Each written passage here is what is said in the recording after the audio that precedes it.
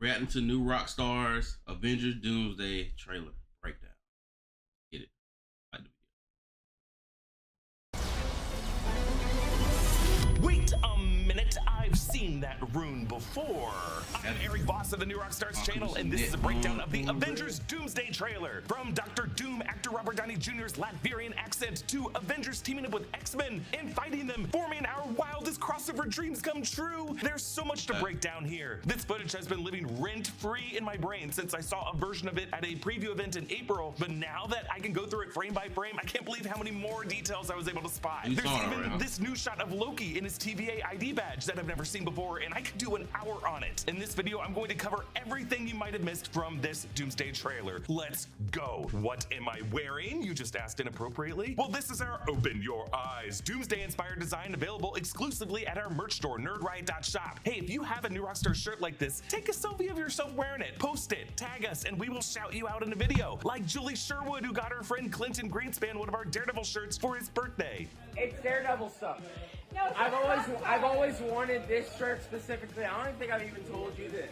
No, but you asked me when I said I got a Daredevil shirt. Yeah, it was. Yeah, I've always wanted this. This is phenomenal. Thank you so much. The trailer opens with this shot of the metal placard that we've seen outside the X-Mansion, Xavier's School for Gifted Youngsters, 1407 Gray Malkin Lane, Salem Center, Westchester County, New York. The exact address of the X-Mansion from the Fox X-Men movies. We last saw these Fox-era X-Men in their continuity in 2014's X-Men Days of Future Past. In that film, Wolverine went back in time by consciousness hopping back into his younger body in the year 1973 to erase and rewrite a dystopian future, which he did, and found himself in a seemingly pleasant 2024 with all of the X-Men who died in the earlier X-Men films alive again, including Charles Xavier, Scott Summers Cyclops, and Jean Grey. Only Wolverine remembered what the alternate history would have looked like, and arguably Professor X after the two debriefed. That X-Men universe's numerical designation is Earth 10005.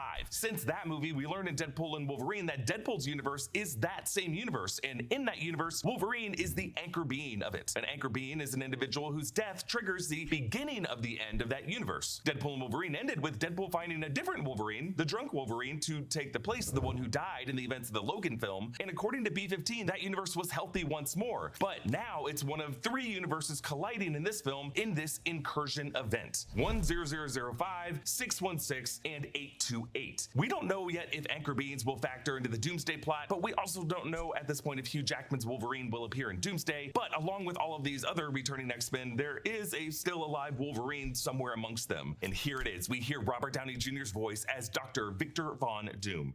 Something's coming. Something we may not be able to deter. Before this day is done, we shall be faced with an unthinkable decision. So this is Downey's take on a Latvian accent. Latveria is not a real country, and its exact geography often changes depending on which Marvel title we see the map in, but it's generally understood to be Eastern Europe. When we've heard voice actors play Dr. Doom in the past, like Paul Dobson in Fantastic Four World's Greatest Heroes, and in other media, Maurice LaMarche in Ultimate Spider-Man and Avengers Assemble, or Ross Marquand very briefly in X-Men 97, they tend to go with a generic, let's say, Romanian accent. Interestingly, Sebastian Stan is Romanian and can speak Romanian. I wonder if he consulted with Robert Downey Jr. on how to do this exactly. Dr. Doom is, of course, considered Marvel's greatest villain. At first an enemy to the Fantastic Four, actually a one-time college rival to Reed Richards, who went on to become ruler of Latveria, tinkering away in his Doomsday castle as he masters both science and magic. A South by Southwest London event earlier this year included various references to Doom's Latvian origin. Vladimir Fortunov was the name of the cruel Latvian dictator who ruled the country before Victor Von Doom overthrew him. I'll shut it down, I'll shut it down, yeah. I'll shut it down, I'll shut it down, yeah. I'll shut it down, I'll shut it down, yeah. I'll shut it down, I'll shut it down, look. I'll shut it down. The rapprochement refers to an annual Latvian festival where traditionally Latvians seek to make peace with their enemies, celebrated in honor of the death of Doom's mother, Cynthia Von Doom. Cynthia Von Doom was his mother, and in certain retcons of his backstory, Dr. Doom lost his mother in a bad deal with Mephisto, and his pursuit of science and magic was all motivated by a mission to get her back from Mephisto. The Zephyro refers to the clan that Doom's parents, his mother Cynthia and his father Werner, were a part of, the clan that Victor would later lead in overthrowing Vladimir Fortunov, and the Hassenstadt is the original name of the Doomstadt, the capital of Latveria. Siberia. When Doom overthrew Fortunov, he renamed it Doomsday after the family name of his mother and father. So the Russo brothers and Marvel head Kevin Feige have confirmed that Avengers Doomsday and its 2027 follow-up film Avengers Secret Wars are confirmed to be adapting the Jonathan Hickman comic storyline Time Runs Out that leads into the 2015 Secret Wars crossover event in which Dr. Doom is the primary villain of it. Actually, Doom begins this story in a race against time to locate all Molecule Men in every universe. Owen Reese Molecule Man sort of functions as the anchor being of that storyline on a mission to save the multiverse from incursions that are destroying every universe. Doom first presents himself under a secret identity known as Rabam Alal, masquerading as a multiverse messiah to fool the religious faction known as the Black Swans. But at some point, Dr. Doom uses Owen Reese to absorb the power of the Beyonders and become God Emperor Doom with absolute power over a new Earth that he builds out of the fractured pieces of the other realities shattered by incursions, a new Earth known as Battleworld. We feel pretty confident that Marvel is working toward that power up by Doom because they put the exact comic where that happens in both the movie of Deadpool and Wolverine and its first trailer, Secret Wars #5. For the Dr. Doom in this movie, Joe Russo said at CinemaCon in April, Victor Von Doom is the greatest Marvel villain of all time. Yes, he is greater than Thanos, but he's not simply a villain. He's one of the most complex Marvel characters. He's a scientist, a technologist, a genius, a magician, and he's always 3 moves ahead of even the most brilliant heroes, which is what makes him virtually unbeatable. shout out to Brandon Davis for that footage, give him a follow. But by describing Dr. Doom as a scientist, technologist, genius, and magician, Russo clearly wants us to think of this iconic list of modifiers. Take that off, what are you? Genius, billionaire, playboy, philanthropist.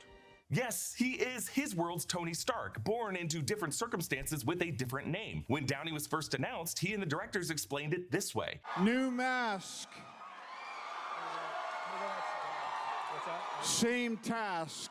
The same task we've all been assuming is what Tony Stark dreamed of in Avengers Age of Ultron. I see a suit of armor around the world. So when we hear Doom's line now in the trailer, it does sound like a warning to someone he loves, someone he's trying to get in the mindset of making a difficult sacrifice. In recent months, we've learned of British actress Matilda Firth being cast as a little girl in Avengers Doomsday. She has quite a resume, including Disney's Disenchanted. Some have been wondering if she could be a variant of Morgan Stark, in this case, Dr. Doom's daughter. On Father's Day, Robert Downey Jr. posted yet another one of his Dr. Doom holiday-themed Instagram posts that indicated that this Dr. Doom will, in this movie, or maybe once did before this movie began, have a child. Actually, the official poster for this movie seems to confirm that, showing Dr. Doom looking at this huge tapestry in what I assume is a Doomstot, showing what I assume is his child and maybe his wife in this heavenly pose above an earth surrounded by angels. Maybe in this movie they're gonna change it from Doom's mother to his wife being named Cynthia. And the focus on the globe here, I think, will speak to Doom's obsession with an entire armored Earth and building a perfect utopian Earth that he calls Battleworld using the pieces of these 3 other Earths. Alternatively, this tapestry could show a young Victor with his mother Cynthia, whom he now prefers to see as living with the angels when she's actually in hell with Mephisto. Actually, in alternate timelines of the comics, Dr. Doom has a daughter with Sue Storm, a daughter named Valeria. An interest in a child of Sue Storm could explain Doom's interest in Franklin Richards in the post-credit scene of Fantastic Four First Steps, and why it was so important that it was Sue in that scene and not Sue and Reed, or just Reed. Joe Russo also saying 3 moves ahead of even the most brilliant heroes is also a reference to chess, a game played by Professor X and Magneto, specifically in the 3rd teaser that we saw in December. And Dr. Doom is often depicted as a chess master, and in chess you often have to make sacrifice plays. Now, in the lead up to South by Southwest London, the Russo brothers also revealed the official Latvian flag sigil for this movie, and we should note that it is different than the sigil on the Latvian flag that we saw at the Future Foundation in Fantastic Four First Steps. I think that was a former heraldry of the country, and the reason why it's new now is that Victor Von Doom has successfully staged a coup d'etat. It was supposed to be Vladimir Fortunov attending this Future Foundation conference, the former dictator, but the civil war back home is what led to his absence. We see Professor X at the X Mansion in his wheelchair, looking out one of the windows and shielding his eyes. In the window beyond, you can see the blue rim of another spherical atmosphere in the sky, and now a fiery rift tears into this atmosphere. This is an incursion, what it looks like from the ground level, what John Krasinski's Reed Richards described in Multiverse of Madness, when 2 or more Earths from alternate realities collide and destroying one or both completely. The fact that their atmospheres are colliding tells us that these 3 Earths will have have open rifts among each other, allowing characters to move among the three as the countdown continues to their cores merging. In many shots of the X-Mansion and Avengers Tower, you'll notice the sky is this kind of red-orange color. That is what it looks like with an alternate Earth appearing in red in the sky in the Hickman comics. In the third teaser, we saw that this version of the X-Mansion has been heavily damaged, but it has also been modified from the last time we saw it, with more stained glass than the windows had in past times we've seen it.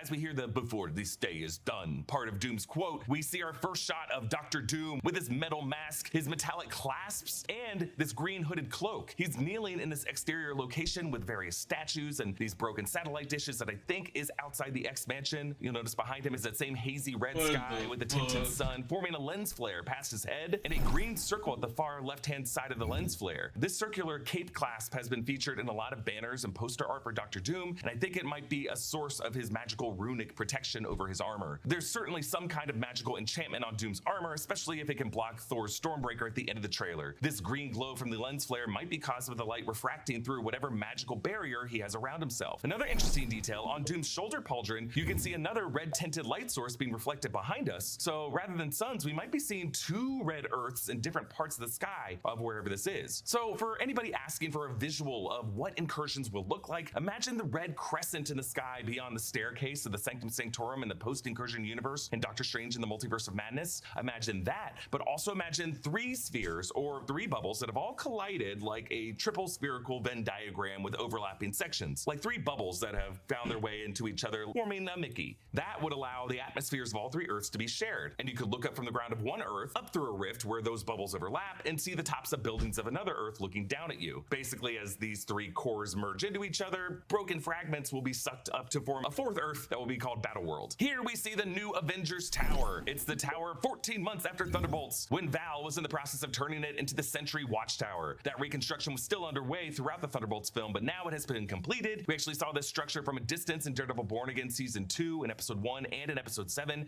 It's the same white A on the red field that we saw in the blast door of the penthouse level at the beginning of the Thunderbolts post-credit scene. Why does the tower have this lobster claw shape? What are these extra thinner sections even serving? Well, remember that there was this line in the Thunderbolts post-credit scene. And now there's this huge space crisis and no one's telling us about it. We're running out of space already? It's impossible. This building is enormous. Outer space. Outer space. Run a threat analysis. I want a full report. Yeah, before the Fantastic Four ship even showed up, there was another huge space crisis that no one was telling the new Avengers about. I think it was an early sign of one of these incursions, and I think these higher sections of Avengers Tower serve as antennae to connect with satellites that allow them to observe things in orbit.